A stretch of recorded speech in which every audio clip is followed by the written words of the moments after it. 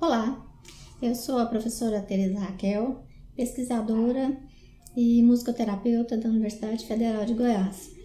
Gostaria muito de estar aí com vocês, mas infelizmente não foi possível.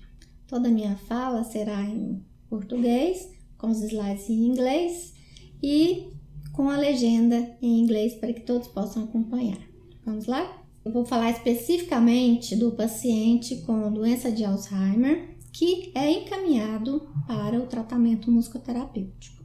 Esse paciente, quando ele chega ao consultório de musicoterapia, já acompanhado com avaliação neuropsicológica normalmente, que já define quais são os domínios cognitivos que estão prejudicados, eu tenho já um parâmetro para estabelecer os objetivos terapêuticos. Conversando com o paciente, com o familiar, eu estabeleço objetivos de longo prazo, que são as metas de longo prazo, e através dessas metas de longo prazo nós vamos propor as metas de curto prazo e realizar ou propor as intervenções musicoterapêuticas que serão trabalhadas. É muito importante nós entendermos que a avaliação em musicoterapia, ela tem que levar em consideração a percepção, a memória, a linguagem, as funções executivas, ajustes psicossocial, dentre outros. Também é muito importante ter conhecimento do nível de complexidade ou nível de evolução desse paciente. Tendo em vista que o tema do nosso trabalho é a avaliação musicoterapêutica, eu gostaria de chamar a atenção para que você considere a avaliação por meio da observação da prática clínica.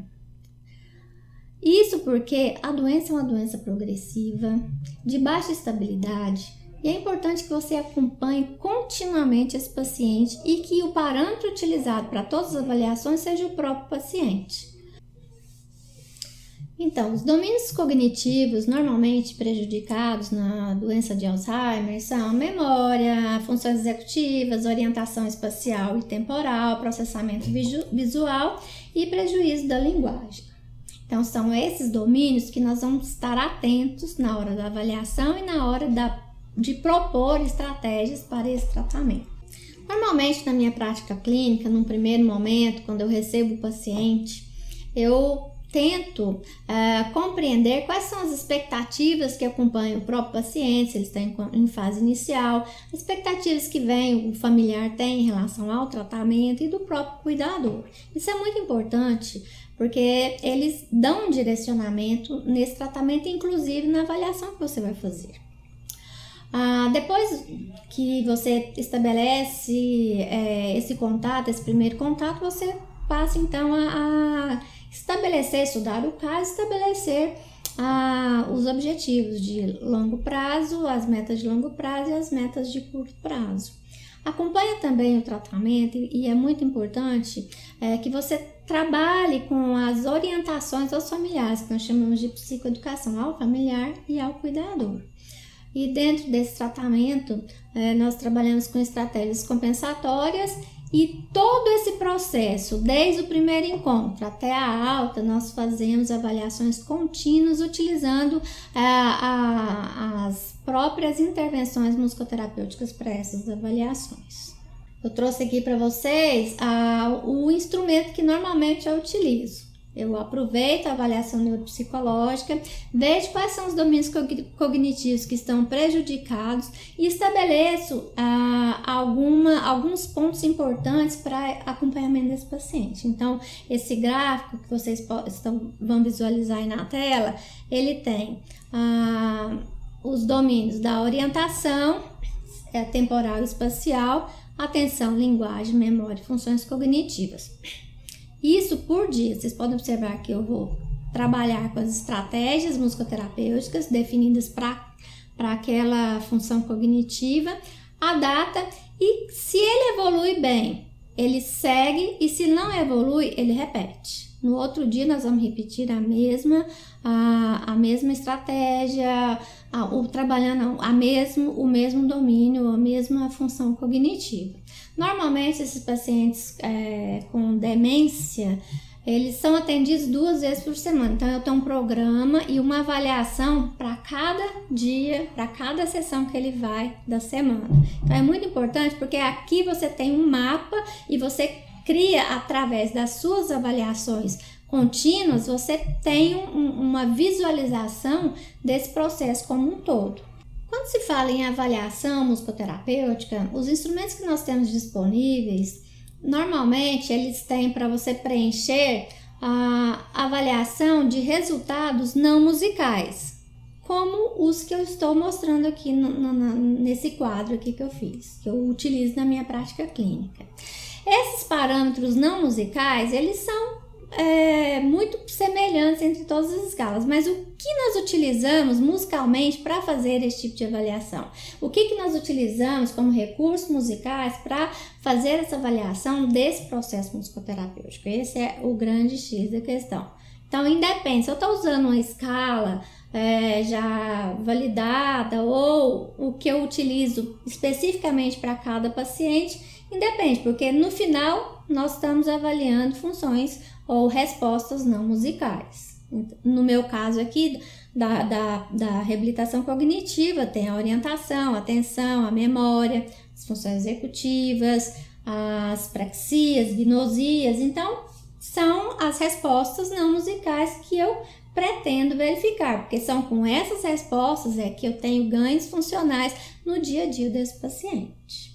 Normalmente, as estratégias musicais ou as atividades musicais utilizadas para as avaliações, sejam elas validadas ou não, eles não são apresentadas nos trabalhos. E aí, às vezes, a gente fica em dúvida, o que foi utilizado para poder avaliar esse domínio cognitivo, o que não foi. Então, eu trouxe um exemplo para vocês num vídeo que vocês vão ver agora. Cantada, hein? Sim.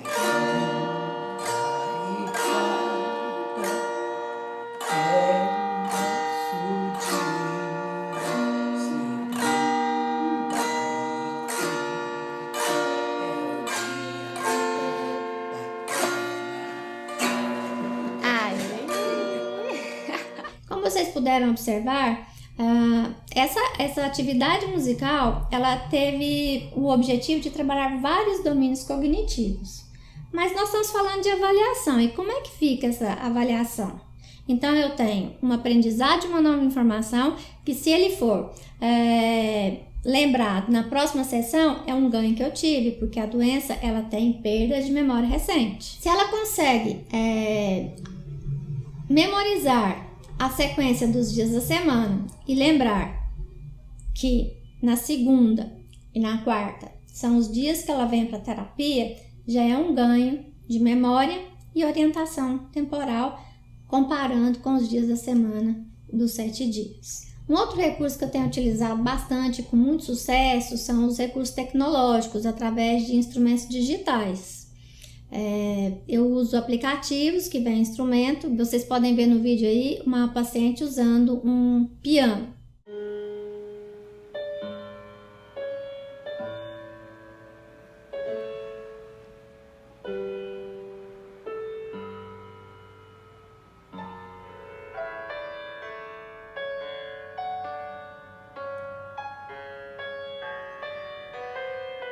No primeiro vídeo, vocês observam que ela demora um pouco mais para acessar, às vezes ela fica em dúvida, e no segundo vídeo já demonstra uma maior rapidez. Isso tudo, esse aplicativo, ele calcula o tempo, a quantidade de erros. Isso é uma forma de fazer essa avaliação de maneira objetiva. Finalmente, é muito importante que todo o processo musicoterapêutico seja acompanhado por avaliações, desde o início até o final do processo. Que essas avaliações sejam objetivas ou subjetivas, mas lembrando que o nosso olhar clínico é extremamente importante para como recurso avaliativo.